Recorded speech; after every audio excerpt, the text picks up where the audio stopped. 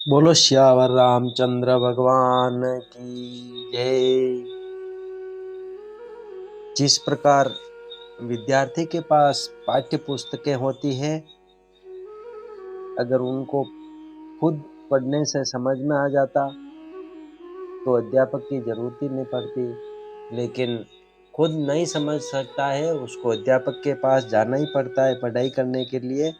उसी प्रकार शास्त्र है, लेकिन खुद पढ़ने से और संतों से समझने में बहुत फर्क पड़ता है। जिस प्रकार विद्यार्थी को अध्यापक के पास जाना पड़ता है, उसी प्रकार शास्त्रों को समझने के लिए संतों के मुख से सुनेंगे तो ही समझ में आते हैं, या फिर भगवत कृपा से ही ऐसा हो पाता है। तो गीता जी को श्रद्धेय स्वामी जी राम सुखदास जी महाराज ने बहुत ही अच्छे तरीके से समझाया है। विस्तृत टीका की है साधक संजीवनी के रूप में, वो अपन सुन रहे हैं। आप प्रेम पूर्वक सुने और अच्छा लगे तो अपने इष्ट मित्रों तक भी पहुंचाएं और चैनल को सब्सक्राइब करें ताकि सभी वीडियो आप सुन सके। आज अपन गीता जी के पहले अध्याय के 7वें श्लोक से चालू करेंगे। 7वां श्लोक है, अस्माकं तु विशिष्टा ये तानि बो द्विजोत्तम नायका मम सैन्य से संज्ञार्थम तान ब्रवीमि ते। हे द्विजोत्तम, हमारे पक्ष में भी जो मुख्य हैं उन पर भी आप ध्यान दीजिए। आपको याद दिलाने के लिए मेरी सेना के जो नायक हैं उनको मैं कहता हूँ। ये बात दुर्योधन गुरु द्रोणाचार्य जी से कह रहे हैं। अब इसको स्वामी जी ने समझाया है कि अस्माकं तो विशिष्टा ये तान्निबो द्विजोत्तम। दुर्योधन द्रोणाचार्य से कहता है कि हे द्विज श्रेष्ठ, जैसे पांडवों की सेना में श्रेष्ठ महारथी हैं, ऐसे ही हमारी सेना में भी उनसे कम विशेषता वाले महारथी नहीं हैं। प्रत्युत उनकी सेना के महारथियों की अपेक्षा ज्यादा ही विशेषता रखने वाले हैं। उनको भी आप समझ लीजिए। तीसरे श्लोक में पश्य और यहाँ निबोध क्रिया देने का तात्पर्य है कि पांडवों की सेना तो सामने खड़ी है, इसलिए उसको देखने के लिए दुर्योधन पश्य देखिए क्रिया का प्रयोग करता है, परंतु अपनी सेना सामने नहीं है, अर्थात अपनी सेना की तरफ द्रोणाचार्य की पीठ है। इसलिए उसको देखने की बात न कहकर उस पर ध्यान देने के लिए दुर्योधन निबोध ध्यान दीजिए क्रिया का प्रयोग करता है। नायिका मम सैन्य से संज्ञार्थम तान ब्रवीमि ते। मेरी सेना में भी जो विशिष्ट विशिष्ट सेनापति हैं, सेना नायक हैं, महारथी हैं, मैं उनके नाम केवल आपको याद दिलाने के लिए, आपकी दृष्टि उधर खींचने के लिए ही कह रहा हूँ। संज्ञार्थम पद का तात्पर्य है कि हमारे बहुत से सेना नायक हैं, उनके नाम मैं कहाँ तक कहूँ, इसीलिए मैं उनका केवल संकेत मात्र करता हूँ, क्योंकि आप तो सबको जानते ही हैं। इस श्लोक में दुर्योधन का ऐसा भाव प्रतीत होता है कि हमारा पक्ष किसी भी तरह कमजोर नहीं है, परंतु राजनीति के अनुसार शत्रु पक्ष चाहे कितना ही कमजोर हो और अपना पक्ष चाहे कितना ही सबल हो, ऐसी अवस्था में भी शत्रु पक्ष को कमजोर नहीं समझना चाहिए और अपने में उपेक्षा, उदासीनता आदि की भावना किंचित मात्र भी नहीं आने देनी चाहिए। इसलिए सावधानी के लिए मैंने उनकी सेना की बात कही और अब अपनी सेना की बात कहता हूँ। दूसरा भाव यह है कि पांडवों की सेना को देखकर दुर्योधन पर बड़ा प्रभाव पड़ा और उसके मन में कुछ भय भी हुआ, कारण कि संख्या में कम होते हुए भी पांडव सेना के पक्ष में बहुत से धर्मात्मा पुरुष थे और स्वयं भगवान थे। जिस पक्ष में धर्म और भगवान रहते हैं उसका सब पर बड़ा प्रभाव पड़ता है। पापी से पापी, दुष्ट से दुष्ट व्यक्ति पर भी उसका प्रभाव पड़ता है। इतना ही नहीं, पशु पक्षी वृक्ष लता आदि पर भी उसका प्रभाव पड़ता है, कारण कि धर्म और भगवान नित्य है। कितनी ही ऊंची से ऊंची भौतिक शक्तियां क्यों न हो, है वे भी अनित्य ही। इसलिए दुर्योधन पर पांडव सेना का बड़ा असर पड़ा, परंतु उसके भीतर भौतिक बल का विश्वास मुख्य होने से वह द्रोणाचार्य को विश्वास दिलाने के लिए कहता है कि हमारे पक्ष में जितनी विशेषता है उतनी पांडवों की सेना में नहीं है। अतः हम उन पर सहज ही विजय कर सकते हैं। अब 8वां श्लोक है, भवान भीष्मस्य कर्णस्य कृपस्य समितिञ्जय अश्वत्थामा विकर्णस्य सोमदत्त स्थितेव च। आप द्रोणाचार्य और पितामह भीष्म तथा कर्ण और संग्राम विजयी कृपाचार्य तथा वैसे ही अश्वत्थामा विकर्ण और सोमदत्त का पुत्र भूरिश्रवा भगवान भीष्मश्च, आप और पितामह भीष्म दोनों ही बहुत विशेष पुरुष हैं। आप दोनों के समकक्ष संसार में तीसरा कोई भी नहीं है। अगर आप दोनों में से कोई एक भी अपनी पूरी शक्ति लगाकर युद्ध करे तो देवता, यक्ष, राक्षस, मनुष्य आदि में ऐसा कोई भी नहीं है जो कि आपके सामने टिक सके। आप दोनों के पराक्रम की बात जगत में प्रसिद्ध ही है।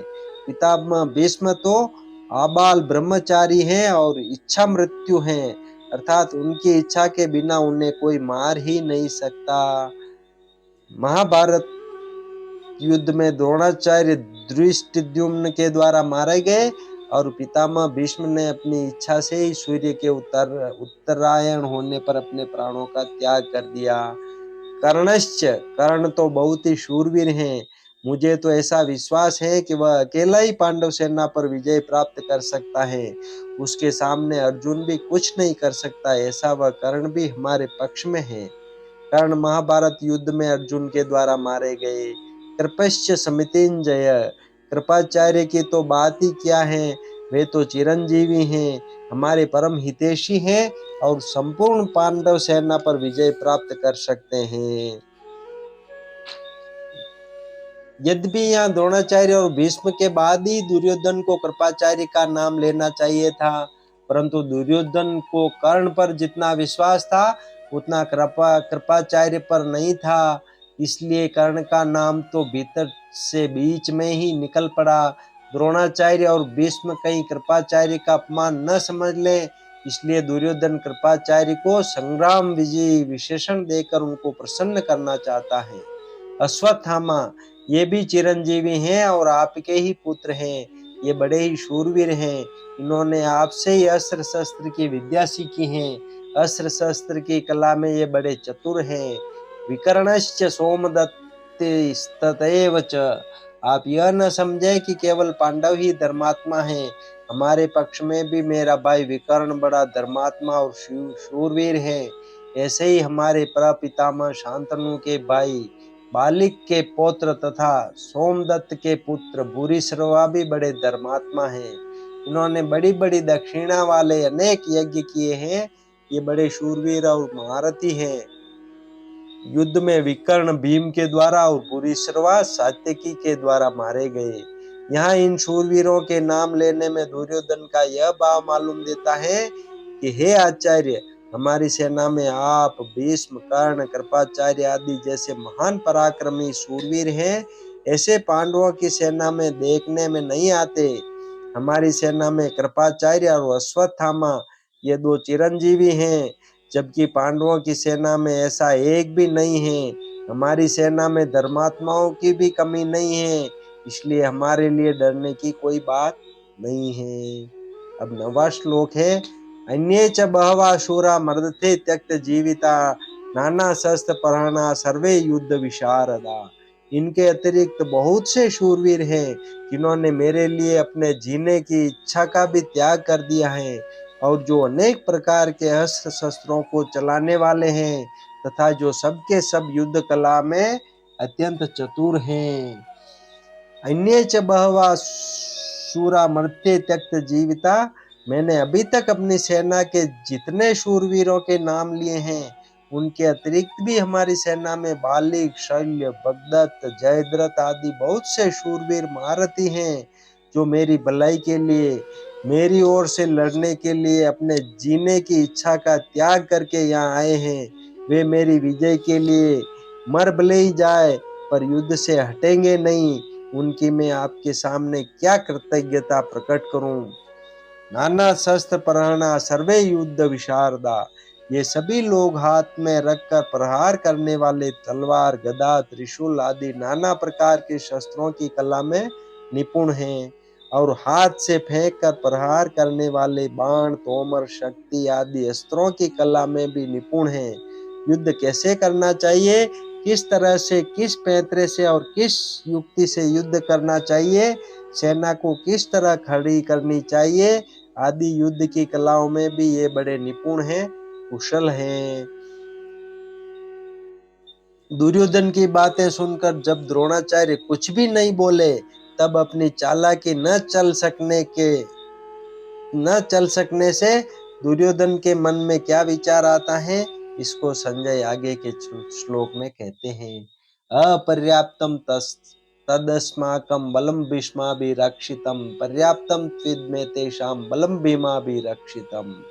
द्रोणाचार्य को चुप देकर दुर्योधन के मन में विचार हुआ कि वास्तव में हमारी वह सेना पांडवों पर विजय करने में अपर्याप्त है, असमर्थ है, क्योंकि उसके संरक्षक उभय पक्षपाती भीष्म हैं, परंतु इन पांडवों की यह सेना हम पर विजय करने में पर्याप्त है, समर्थ है, क्योंकि इसके संरक्षक निज सेना पक्षपाती भीमसेन हैं।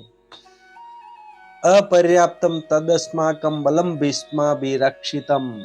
अधर्म अन्याय के कारण दुर्योधन के मन में भय होने से वह अपनी सेना के विषय में सोचता है कि हमारी सेना बड़ी होने पर भी, अर्थात पांडवों की अपेक्षा 4 अक्षौहिणी अधिक होने पर भी पांडवों पर विजय प्राप्त करने में है तो असमर्थ ही।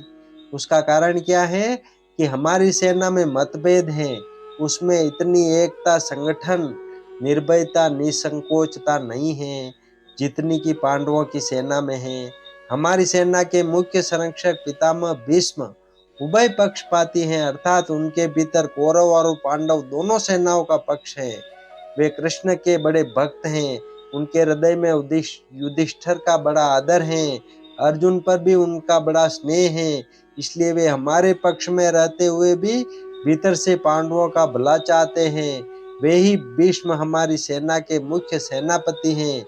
ऐसी दशा में हमारी सेना पांडवों के मुकाबले में कैसे समर्थ हो सकती है, नहीं हो सकती। पर्याप्तम त्विद में तेषां बलम भीमाभिरक्षितम। परंतु यह जो पांडवों की सेना है, यह हमारे पर विजय करने में समर्थ हैं, कारण कि इनकी सेना में मतभेद नहीं है, प्रत्युत सभी एकमत होकर संगठित हैं। इनकी सेना का संरक्षक बलवान भीमसेन है, जो कि बचपन से ही मेरे को हराता आया है। यह अकेला ही मेरे सही 100 भाइयों को मारने की प्रतिज्ञा कर चुका है, अर्थात यह हमारा नाश करने पर तुला हुआ है। इसका शरीर वज्र के समान मजबूत है, इसको मैंने जहर पिलाया था तो भी यह मरा नहीं। ऐसा यह भीमसेन पांडवों की सेना का संरक्षक है, इसलिए यह सेना वास्तव में समर्थ है, पूर्ण है। यहाँ एक शंका हो सकती है कि दुर्योधन ने अपनी सेना के संरक्षक के लिए भीष्म जी का नाम लिया, जो कि सेनापति के पद पर नियुक्त हैं, परंतु पांडव सेना के संरक्षक के लिए भीमसेन का नाम लिया, जो कि सेनापति नहीं है। इसका समाधान यह है कि दुर्योधन इस समय सेनापतियों की बात नहीं सोच रहा है, किंतु दोनों सेनाओं की शक्ति के विषय में सोच रहा है कि किस सेना की शक्ति अधिक है। दुर्योधन पर आरंभ से ही भीमसेन की शक्ति का, बलवत्ता का अधिक प्रभाव पड़ा हुआ है, अतः वह पांडव सेना के संरक्षक के लिए भीमसेन का ही नाम लेता है। विशेष बात यहाँ ये आती है, स्वामी जी समझा रहे हैं कि अर्जुन कौरव सेना को देखकर किसी के पास न जाकर हाथ में धनुष उठाते हैं, पर दुर्योधन पांडव सेना को देखकर द्रोणाचार्य के पास जाता है और उनसे पांडवों की व्यूह रचना युक्त सेना को देखने के लिए कहता है। इससे सिद्ध होता है कि दुर्योधन के हृदय में भय बैठा हुआ है। जब कौरवों की सेना के शंख आदि बाजे बजे, तब उनके शब्द का पांडव सेना पर कुछ भी असर नहीं पड़ा, परंतु जब पांडवों की सेना के शंख बजे, तब उनके शब्द से दुर्योधन आदि के हृदय विदीर्ण हो गए। इससे सिद्ध होता है कि अधर्म अन्याय का पक्ष लेने के कारण दुर्योधन आदि के हृदय कमजोर हो गए थे और उनमें भय बैठा हुआ था।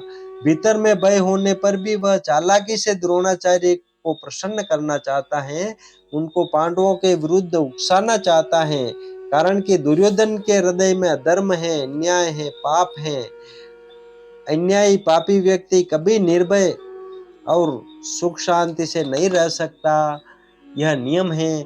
परंतु अर्जुन के भीतर धर्म है, न्याय है, इसलिए अर्जुन के भीतर अपना स्वार्थ सिद्ध करने के लिए चालाकी नहीं है, भय नहीं है, किंतु उत्साह है, वीरता है। तभी तो वे वीरता में आकर सेना निरीक्षण करने के लिए भगवान को आज्ञा देते हैं कि हे अच्युत, दोनों सेनाओं के मध्य में मेरे रथ को खड़ा कर दीजिए। इसका तात्पर्य है कि जिसके भीतर नाशवान धन संपत्ति आदि का आश्रय है, आदर है, और जिसके भीतर अधर्म है, अन्याय है, दुर्भाव है, उसके भीतर वास्तविक बल नहीं होता, वह भीतर से खोखला होता है और वह कभी निर्भय नहीं होता। परंतु जिसके भीतर अपने धर्म का पालन है और भगवान का आश्रय है, वह कभी भयभीत नहीं होता, उसका बल सच्चा होता है, वह सदा निश्चिंत और निर्भय रहता है।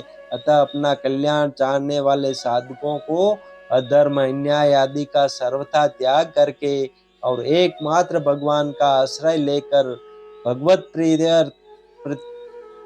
प्रीत्यर्थ अपने धर्म का अनुष्ठान करना चाहिए। भौतिक संपत्ति को महत्व देकर और संयोगजन्य सुख के प्रलोभन में फंसकर कभी अधर्म का आश्रय नहीं लेना चाहिए, क्योंकि इन दोनों से मनुष्य का कभी हित नहीं होता, प्रत्युत अहित ही होता है। अर्जुन ने अस्त्र शस्त्रों से सुसज्जित नारायणी सेना को छोड़कर निशस्त्र भगवान श्री कृष्ण को स्वीकार किया था और दुर्योधन ने भगवान को छोड़कर उनकी नारायणी सेना को स्वीकार किया था। तात्पर्य है कि अर्जुन की दृष्टि भगवान पर थी और दुर्योधन की दृष्टि वैभव पर थी। जिसकी दृष्टि भगवान पर होती है उसका हृदय बलवान होता है, क्योंकि भगवान का बल सच्चा है। परंतु जिसकी दृष्टि सांसारिक वैभव पर होती है उसका हृदय कमजोर होता है, क्योंकि संसार का बल कच्चा है। अब दुर्योधन पितामह भीष्म को प्रसन्न करने के लिए अपनी सेना के सभी महारथियों से कहता है। पहले अध्याय का 11वां श्लोक है, अनेषु च सर्वेषु यथा भागम वस्थिता भीष्ममेवाभिरक्षन्तु भवन्तः सर्व एव हि। दुर्योधन बाह्य दृष्टि से अपनी सेना के महारथियों से बोला, आप सब के सब लोग सभी मोर्चों पर अपनी अपनी जगह दृढ़ता से स्थित रहते हुए निश्चित रूप से पितामह भीष्म की ही चारों ओर से रक्षा करें। स्वामी जी समझा रहे हैं, अनेषु च सर्वेषु भवन्तः सर्व एव हि। जिन जिन मोर्चों पर आपकी नियुक्ति कर दी गई है, आप सभी योद्धा लोग उन्हीं मोर्चों पर दृढ़ता से स्थित रहते हुए सब तरफ से सब प्रकार से भीष्म जी की रक्षा करें। भीष्म जी की सब ओर से रक्षा करें, यह कहकर दुर्योधन भीष्म जी को भीतर से अपने पक्ष में लाना चाहता है। ऐसा करने का दूसरा भाव यह है कि जब भीष्म जी युद्ध करें तब किसी भी व्यूह द्वार से शिखंडी उनके सामने न आ जाए, इसका आप लोग ख्याल रखें। अगर शिखंडी उनके सामने आ जाएगा तो भीष्म जी उस पर शस्त्रास्त्र नहीं चलाएंगे, कारण कि शिखंडी पहले जन्म में भी स्त्री था और इस जन्म में भी पहले स्त्री था, पीछे पुरुष बना है। इसलिए भीष्म जी इसको स्त्री ही समझते हैं और उन्होंने शिखंडी से युद्ध न करने की प्रतिज्ञा कर रखी है। यह शिखंडी शंकर के वरदान से भीष्म जी को मारने के लिए ही पैदा हुआ है। अतः जब शिखंडी से भीष्म जी की रक्षा हो जाएगी तो फिर वे सबको मार देंगे, जिससे निश्चित ही हमारी विजय होगी। इस बात को लेकर दुर्योधन सभी महारथियों से भीष्म जी की रक्षा करने के लिए कह रहा है।